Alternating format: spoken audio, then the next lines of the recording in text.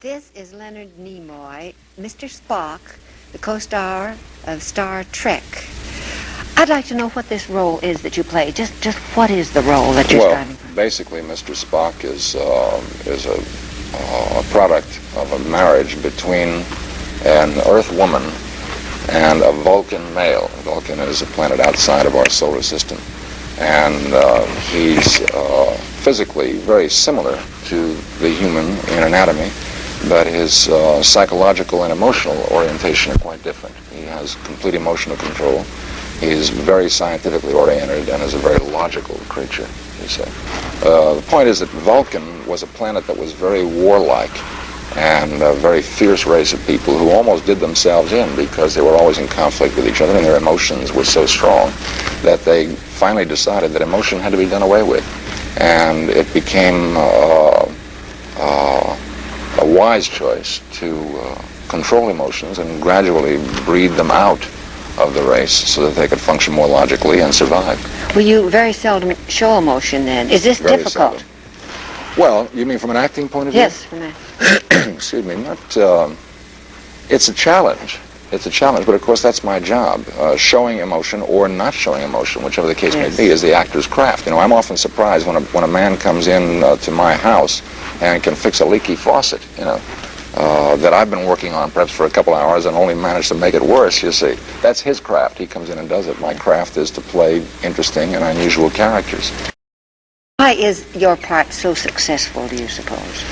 Well, I think there are a lot of reasons. It is. Well, evidently, yeah. Yes. The male would seem to indicate that. There are a lot of reasons. I think it starts with the physical appearance. I think the fact that he is such a wise individual. I think people are fascinated with the idea that a man in the future may know something that we don't know today. I think they look to him for answers. He's a very dignified man and commands respect. He's obviously very intelligent. The control of the emotions, I think, is a very important thing. The fact that he's cool, the fact that he's sophisticated, he doesn't get riled in a situation, he has control of himself. All of these things are working, I think. Your makeup is most unusual.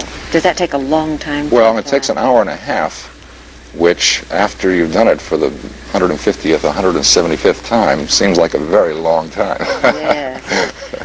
And whose idea was it to have pointed ears? Well, that started with Gene Roddenberry, who's the creator of the series, the executive producer. He saw the character with pointed ears and various other physical things which we experimented with. And I should say that just before we started shooting the show, we had experimented with 4 or 5 different types of ears. And we were not happy with any of them. And I got a little nervous about it. I thought this is going to be awful funny if these ears don't look right. And I went to Gene and I asked him to give up the idea of the pointed ears. And he said, no, he wouldn't. We're going to keep working on this and we'll get it right eventually. And he said, I promise you that if you do the show with the ears, at the end of 13 episodes, if you're not happy, I'll write you a script where you get an ear job. What are they made of? They're made of foam rubber. And it's a tip, a foam rubber tip that's cast in a mold that's made specifically for my ear. And it fits up on top of my ear. And it takes about an hour and a half. Not just for the ears, the Just eyebrows for the entire, and the entire makeup. Yeah. Are they uncomfortable to wear at all? Oh, sometimes, but not terribly. I've more or less gotten used to them. My ears have become accustomed to the point. To being pointed. People recognize you, don't they? Yeah, I guess the hair makes it pretty easy to spot. Of course, I have had young children in stores and places when I've been shopping say, that man has a haircut just like Spock. Really? Yeah. And they didn't realize what they were saying? Well, and then on a second look they say, could it be? You know, that kind of thing. Well, it is your own hair. Yes, it is. Every bit of it. It's beautiful. It's nice and Thank thick. you. You're definitely typed now. Can you think of other parts? Do you think it'll be difficult to take other parts?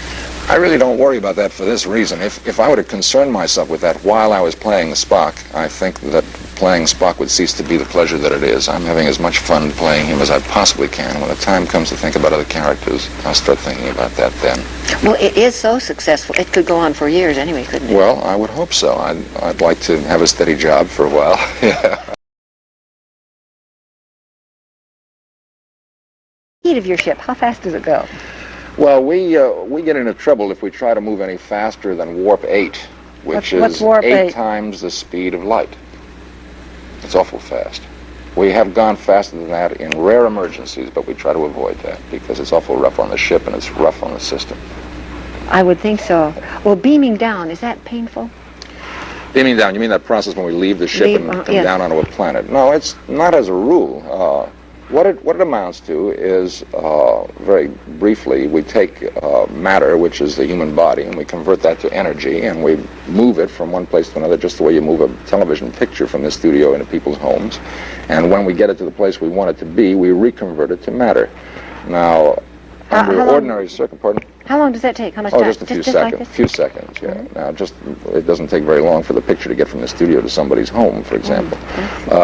That's under normal circumstances. We don't have any difficulty. Sometimes we run into barriers, just the way a person runs into trouble if they have a mountain between the studio and their home. Their reception is a little difficult, and getting through those mountains is kind of rough. What do you do in a case like that? Oh, suffer a lot, yeah. It's painful then. It's a lot of suffering goes on? No, we make it all right. Well, are there any of these things that you do, could they actually take place scientifically? The scientists tell me that they could. The people in the various NASA installations that I've visited, and they're certainly the people whose opinions I respect, tell me that we work constantly with a thread of scientific possibility in our shows, that we're not doing fantasy, that we're doing potential science fiction. We're doing science fiction, which means potential science possibility, you know. Children think of this part that you take. My children? Yes. They're very excited about it and very proud of it, I think, particularly because Spock is a character that you can take pride in. You know, it's nice for a change for me to be playing a character that my children can be pleased to identify with. For a long time, I played some pretty nasty characters, and I don't think they were too excited about that. Do they always watch your show? Always, yeah.